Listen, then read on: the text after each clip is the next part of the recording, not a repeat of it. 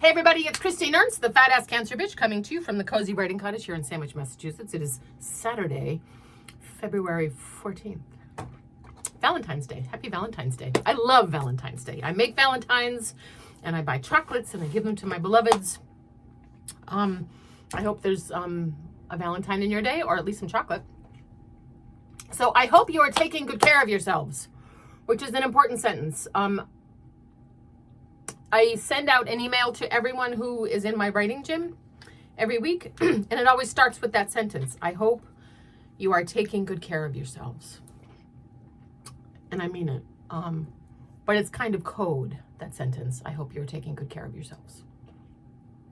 Like, what I don't type is the paragraph before it about worry and guilt and despair and fear and confusion and hope and rage and determination and exhaustion, as if it is a normal thing that we should know all the grief of the earth, or all the joy for that matter, and that we are expected, encouraged, programmed, acculturated to assimilate such overwhelm on the daily and yet go about our lives as if that immensity of relentless information does not deeply, deeply affect us. I hope you are taking good care of yourselves. So there I am, a feckless human, in the Stop and Shop, pondering the value of the Russell Stover Valentine heart versus the Lindt truffle assortment versus the Godiva Goldmark collection, while I simultaneously ponder the Epstein files, Tumbler Ridge, Bad Bunny haters, the brave state of Minnesota, and nuclear war. The script went something like this. How do you pronounce Ferrero Rocher, anyway? Will the public ever have access to the unredacted files? Does any brand of dark chocolate actually taste good? Will Julia get drafted into the army if there's another world war? Hey, wait a minute. What about gourmet jelly beans this year? What happens if NATO gets dismantled? Oh, I do love those cinnamon jelly hearts. Should we think about a fallout shelter? What even is a Kinder Bueno? When will Trump die? Russell Stover it is. I don't know how we do it. Balancing the overwhelming with the mundane. It's a tricky tightrope. I really, truly hope you are taking good care of yourselves. And maybe Valentine's Day is a good opportunity to do just that. Check in on the self-care stuff that some of us are historically really bad at, such as yours truly. I think about something my daughter said a couple of years ago a lot. We were in the car and she was musing about true love and fate and the future of her love life. And I was trying to say something hopeful but realistic about true love and fate and the future of her love life based on my own disastrous love life as a young person and not a young person. And I was about to say, here's the thing. Kind of let her down gently. But she said, just imagine there's someone out there in the world who's gonna love me as much as I love myself.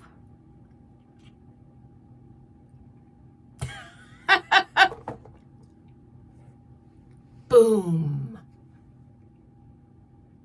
I've talked about that before. It's an interesting sentence to speak. The equation, hoping that there's someone out there who's going to love you as much as you love yourself, it really hinges on how much you love yourself.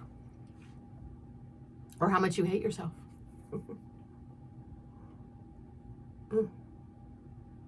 There's someone out there who's going to love me as much as I love myself.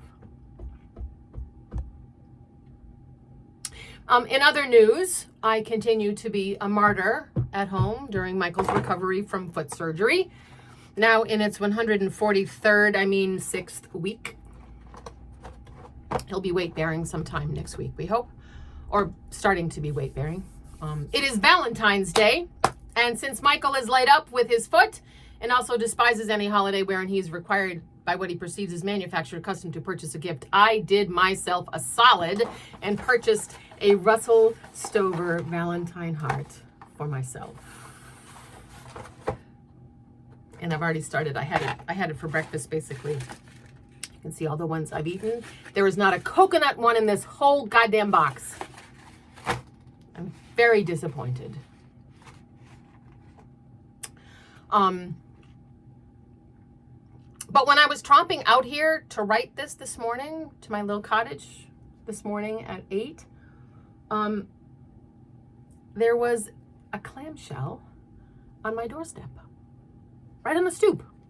This shell, this beautiful, clean shell. It's even kind of shiny.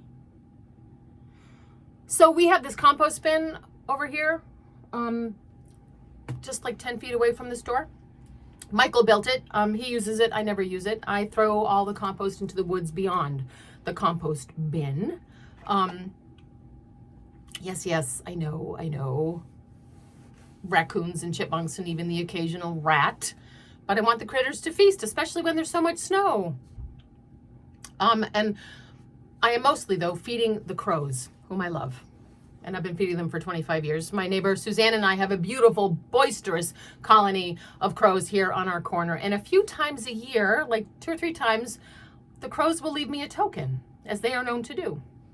And it's usually an oyster shell that's cleaned out and cleaned out like just like that and a little shiny. And it's perched on the roof of my cottage, or it's left on the bench just outside my cottage door here. Sometimes it's sitting right on top of Michael's beautiful compost bin, which is made from pallets and chicken wire. It's like, fuck you, compost bin. If crows had middle fingers, they would totally use them. But today I received a quahog valentine. A Clamentine, if you will. This is a shell from a stuffed clam from like a dinner last year sometime or the year before.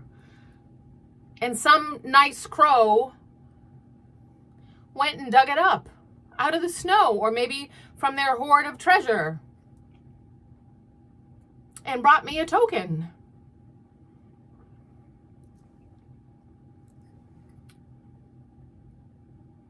Happy Clamentine's Day. I hope there's a token for you today too.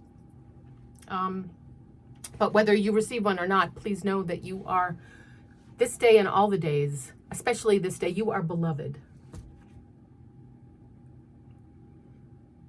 You are beloved, and hopefully you are beloved by yourself. Go out and buy yourself a Russell Stover heart if no one's going to get you one. But get one with coconut, please. With damn it, I'm going to write a letter. Russell Stover. Also, come as you are on Valentine's Day, and find a light today. Oh, also, it is Ferrero Rocher. That's how to pronounce that. It is Ferrero Rocher. Ferrero is an Italian or a French candy company, and Rocher means rock. And the candy was developed in the 1980s. It was inspired by the candy maker's devout Catholicism, and he made those little bumpy hazelnut truffles to look like the grotto at the Lourdes shrine in France. Weird little candy trivia, appropriate for Valentine's Day or Easter. Yeah, that's how those little hazelnut balls started out, to look like a rocky grotto. Michael, there's still time. You can make me a card. That would be so lovely. I love you, my man, my girls, and every person watching this. Thanks so much for tuning in. Love is indeed stronger than hate. How about that halftime show, huh? And I think there's reason to be hopeful. I don't know why I say that, amid the immensity of overwhelming information that can crush us sometimes. Happy Valentine's, happy Clamentines. Go feed some crows. See what happens. I'll see you next week. Bye.